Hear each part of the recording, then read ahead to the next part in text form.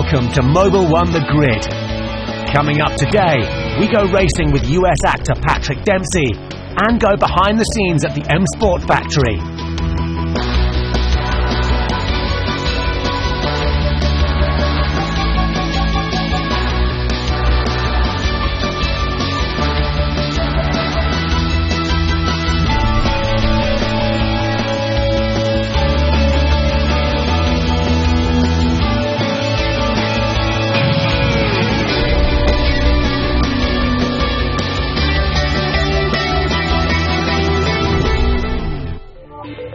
We begin today's show in the company of the Hollywood star whose passion for racing just got serious. Patrick Dempsey is a Hollywood heartthrob. For over a decade, he's been starring in the hit TV show Grey's Anatomy. And after 250 shows, he's decided that his motorsport hobby is going to take precedence for the 2015 season. Oh, it's serious now. To get to this level, it's definitely, I approach it like a professional. It takes up my entire day. The show has been very supportive to clear me for the rest of the year, so I finished the season so I can focus 100% now on my driving. And you can't think about what's happening tomorrow, what happened last week. It's just like what's happening right now and deal with that. While the world knows his face already, in 2015 he'll get to face the world himself as he embarks on a full season of the WEC. Well, it's an opportunity that was presented to me, getting tremendous support from Porsche, which is pretty remarkable, and how do you say no to running the WEC? And I'm very fortunate to have the opportunity. The learning curve is incredibly steep. It's going to be very challenging emotionally and physically and geographically, but I like that. My career has been very public, which is good and bad at times because you're out there in front of everybody and you have to put your ego aside and really, focus on the task at hand and what your goals and priorities are and then see where you end up. Dempsey's co-drivers for his GT-EAM campaign are Germany's Marco Seefried and fellow American Patrick Long. The Porsche Works driver has now taken on the role of Taskmaster-in-Chief. I think in the past it's sort of one of those deals where just seat time was the thing that was missing, and by the time he was finally comfortable, the weekend was over. He's making that commitment to be in the race car during the week, to do all the necessary pre-tests and to really get on to the same schedule that all of us have for a regular racing driver program. So he's certainly giving it all of the focus now, and I think that's a big change for him. In the WEC paddock, Dempsey rivals former F1 ace Mark Webber for the attention of the fans and media. After 2 Le Mans together, Long knows that McDreamy, as Dempsey is known by an army of fans, will have massive support at all 8 stops on the calendar in 2015. It's really great. I'm so happy I can finally meet him. All of a sudden, there's a lot of female fans. Yeah, I didn't realize they were so into racing. There's a lot of people that have been waiting for years to meet him. If we're at home in Los Angeles, there's more of a respect level. People aren't as overwhelmed by celebrity because they're so used to seeing it. So in many ways, there's more demand for him here in the motorsport environment, and he's great with all the fans. He makes the time for the community and for the media, but I'm kind of the bad cop who says, look, you need an hour between lunch and when you get back in the race car to just come down and cool off and check your phone and speak to your family and do what some of us get time to do. And so it's a fine balance that we're still tweaking, but I'm pretty confident by the time we get to Le Mans this year that we'll have it all ironed out. It's Le Mans that is Dempsey's greatest passion. Over 3 previous visits, he's developed the kind of love affair with the race that we've frequently seen him act out on the silver screen. Every inch of that track is challenging in its own way. Even on the Mulsanne, it's like, because of the grooves, it's a real road, so it moves around on you all the time, and then going over to the lip, but that's challenging, and the chicanes are challenging, the Porsche curves, the Porsche chicane, front straight, everything, the Dunlop curve, it's like all that stuff is amazing, and the scale is just larger than life, and I just want to do my personal best, and wherever that ends up is where we end up. I know we have the team to do it. It's just a question of is it your day or not?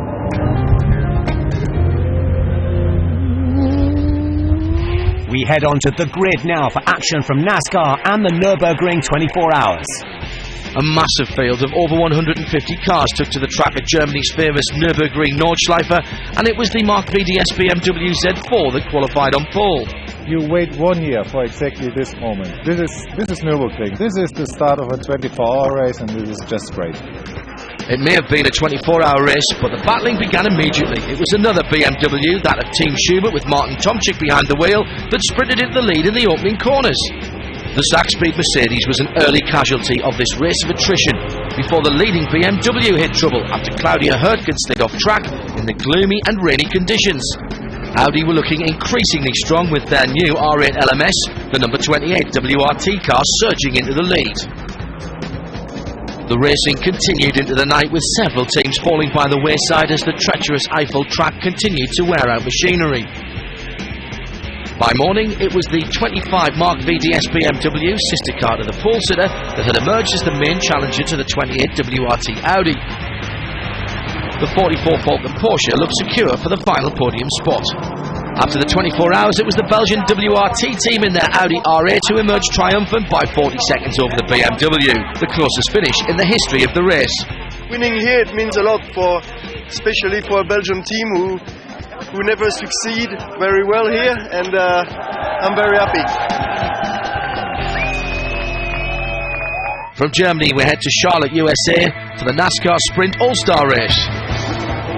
4 25-lap segments would set the running order for a final 10-lap shootout in NASCAR's $1 million race. Brad Keselowski wasted no time securing pole with 2 quick wins. Kurt Busch would join the Penske ace up front along with Denny Hamlin after the pair fought for the spoils in segment 4. With pressure on the crews, a compulsory pit stop would decide the final order. After speeding on pit road, the unsuspecting Keselowski was sent to the back of the grid. It was an expensive mistake that left Hamlin, Busch and reigning champion Kevin Harvick to fight for the big payday. 10 to go. I'll tell you one thing, that 11 car got a great start. 41, not so much. I mean, these two guys are racing, folks. They're not just racing for the win. They're racing for $1 million. He got a pretty good run that time. A little better off turn 2, Harvick did. Just can't quite get there. Brad Keselowski has passed 7 cars, but he is still mired outside the top 10. And for the first time, Joe Gibbs is going to victory lane. Toyota will go to victory lane, and Denny Hamlin has won the Sprint All-Star race.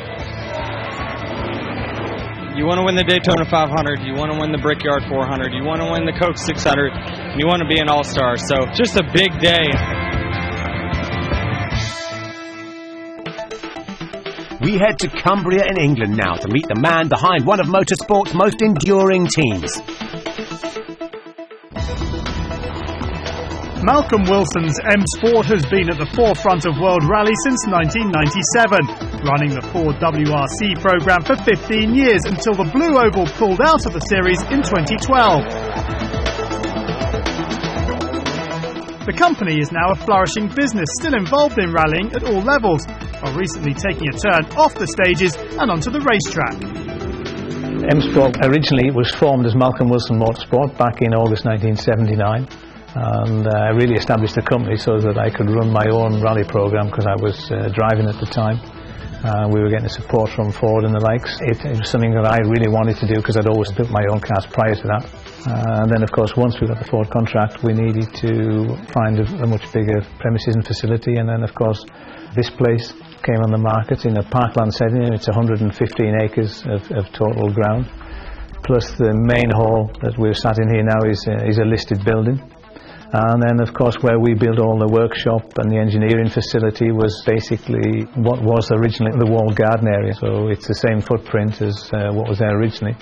It's just it's not growing vegetables and everything like that. It's producing, world-class rally cars and race cars.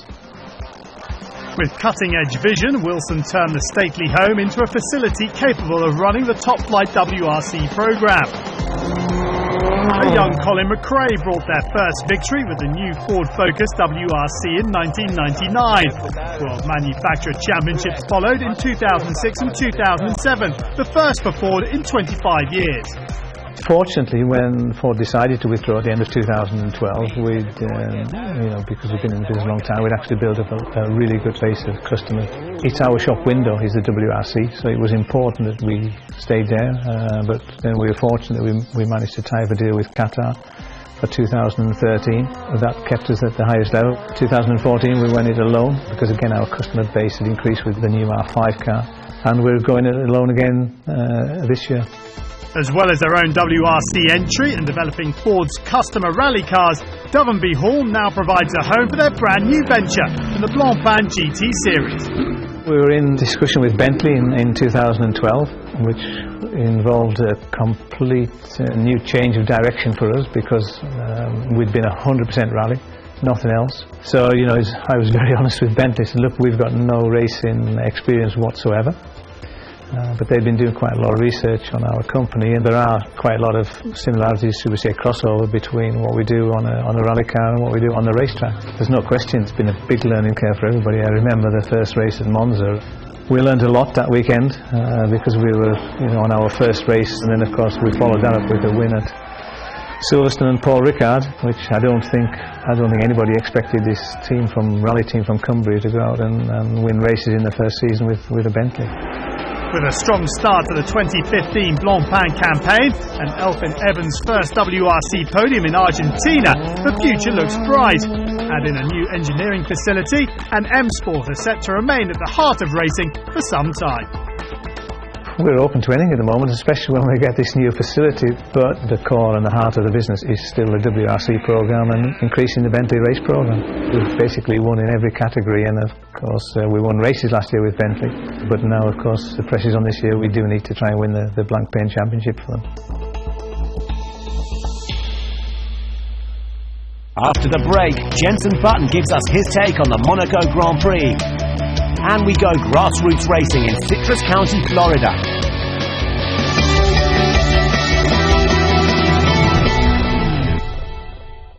Welcome back to Mobil1 The Grid, Formula 1 now, as Jenson Button previews the Monaco Grand Prix. McLaren Honda have had a testing start to 2015, but upgrades to the MP430 mean that it's with renewed optimism that Jenson Button takes on round 6 of the championship in Monaco, the jewel in the crown of the F1 calendar. Well, Monaco is my home, and you're driving around streets that are driven around every day, and I drive around every day. I cycle on, I run on, I walk on, I carry my shopping bags across. It's a very unique and special place. There's so much history, and it's not really changed either. You know, they've improved the safety a little bit, but it's still Monaco. It's still exactly the same track as in the 80s, 70s. That's what I love about it. We've got the slowest corner in the world where we can just about get around. It feels like you're driving at 400 miles an hour when you drive around Monaco because it's so narrow, it's bumpy. Every corner's blind because of the Ironco barriers. It's just a 14 corners of craziness. It really is. For me, the toughest corner is swimming pool. You got the left, right, almost flat out through the swimming pool, and then you've got to slow the car down for the second part. That, for me, the difference in speed through those two chicanes is enormous, and to judge it correctly is probably the most difficult. So many great memories for me. Won there in 2009. I had a second in 2004, third I think in 2011. So had some good results there. And the great thing is when you win in Monaco, you celebrate with Monaco. All of the boats are blowing their horns, and everyone in the grandstands are cheering on balconies. It's such a special atmosphere.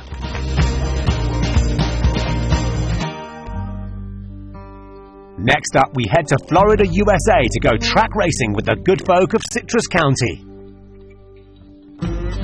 Gators, drag racing and fruit farms as far as the eye can see is what this part of Florida is most famous for. But tucked away off the highway is the Citrus County Speedway, a paved quarter-mile track owned and promoted by local businessman Gary LaPlante. It's not a business. You've got to love it, because if you think you're going into racing to come out here and make a living off of it, it's something you don't do. This is a passion that you've got to love racing. You have your good nights and your bad nights, but it's great. You know, at the end of the night, you see young kids win a trophy for the first time, and it's just heartwarming to get kids off the street. I've got a drifting club coming tonight to put on an exposition, so I'm going to put a program together and see if we can't get kids off the street to do the drifting at this track. Apart from putting on a show, Gary understands the importance of grassroots racing and the rich history these short track ovals have in American motor racing. This is where it all started for the NASCAR and the big fields that we watch every Sunday. And if this goes away, then there's no up-and-coming stars coming. They have to start somewhere. NASCAR used to go scouting at all the racetracks through the United States to get the racers. It has to be saved and and have new classes come in and do different ventures at a track to make it all work for short track racing.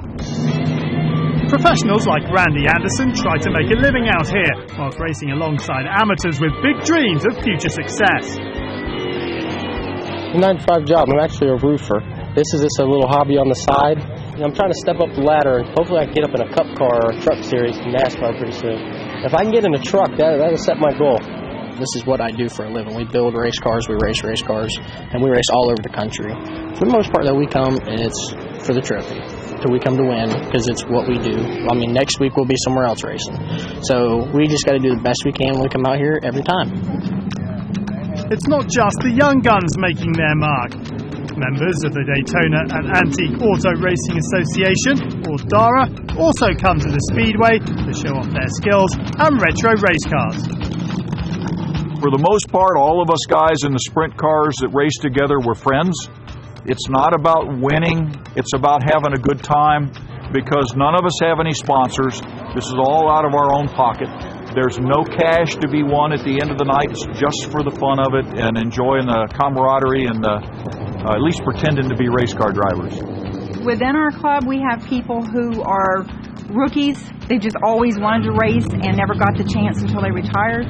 We also have people who have raced their entire life and they just didn't want to stop. Some of them, if they didn't have this to look forward to, they'd be in rocking chairs. It's supposed to be exhibition racing. Of course, when these guys get in the car, they're all seniors. I call it going fast slowly. I'm 82 years old, and the car's a 1932 mixed match of a Ford and a Chevy. So it's really 80 years old. So a lot of guys kid me and say, did I buy it new? After an action-packed evening of racing, it was Randy Anderson who cleaned up in the ever-competitive super late models. While in the Dara classes, those antique racing machines gave their owners another nostalgia-fueled night at Citrus County Speedway. It's been a great day with my friends. The cars run real well. I'm pleased with it. It's just been a perfect day. The weatherman's been good to us. The track is just awesome. We're having a ball.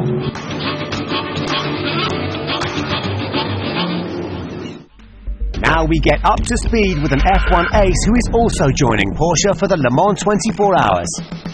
I'm Nico Hulkenberg, Porsche factory driver and Sahara Force India Formula 1 driver, and I will get you up to speed. On my iPod before a race, I listen to house music. When I'm traveling, I couldn't live and travel without my compression socks for long flights. My favorite food, probably and not so healthy, is a pizza, a good pizza. Last time I was scared. Good question. Don't really remember, to be honest. It doesn't happen that often. Of course, there's a lot of situations where you have respect, but scared, I don't know. In the world, there's a lot of great tracks. Laguna Seca is still one I definitely want to do and drive. I think Bathurst in Australia is another one. Place I'd like to visit or live, probably the Bahamas. Definitely want to go there for a holiday. I think there are a few hardcore Nico Hulkenberg fans, especially in Asia. I seem to be popular with the blonde hair, but there are a few, especially in China. I remember a few, and yes. Couldn't recall the names now, unfortunately, but there are. In 2015, I most look forward to the racing. You know, to get out there, you know, and drive the races, be competitive, and to great results and a successful year. We end today's show on the stages in Chile, South America, with Rally Mobil's biggest star. In Chile, there's no bigger motorsport than rallying, a category that has used the country's varied landscape to brilliant effect.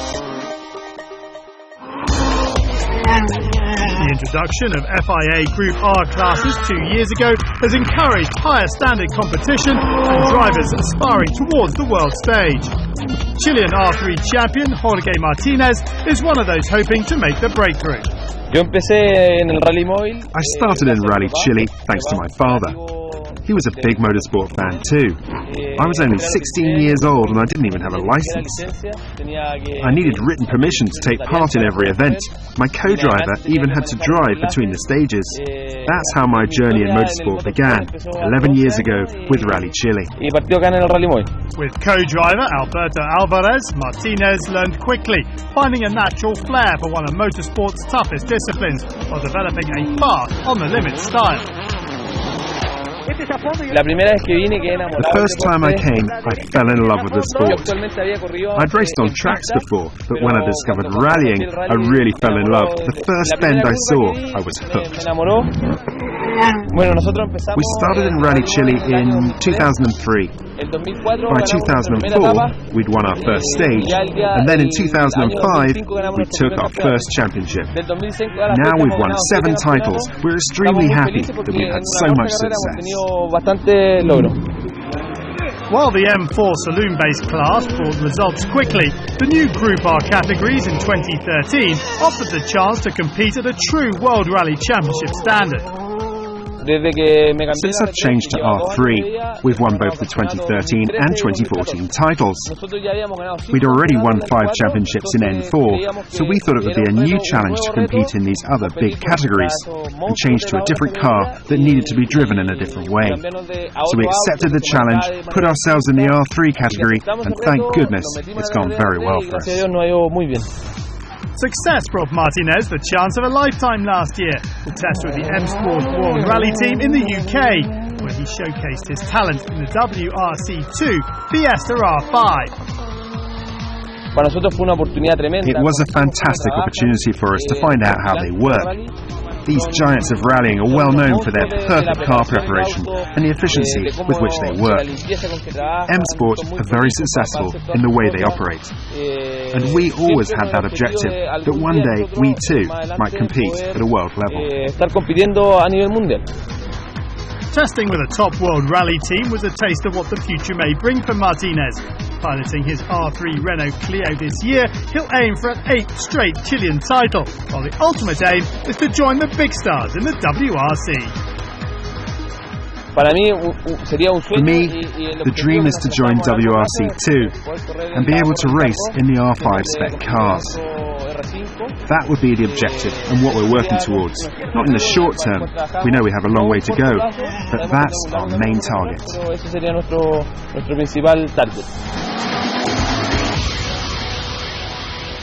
Next time, we head to Russia for an ice speed record attempt and go behind the scenes with Bentley at the Nurburgring. Meanwhile, join us on YouTube, Twitter and at Mobil1thegrid.com, home of the best motorsport videos on the web. There's exclusive online content as the Indy 500 and the Monaco Grand Prix go head to head. See you next time.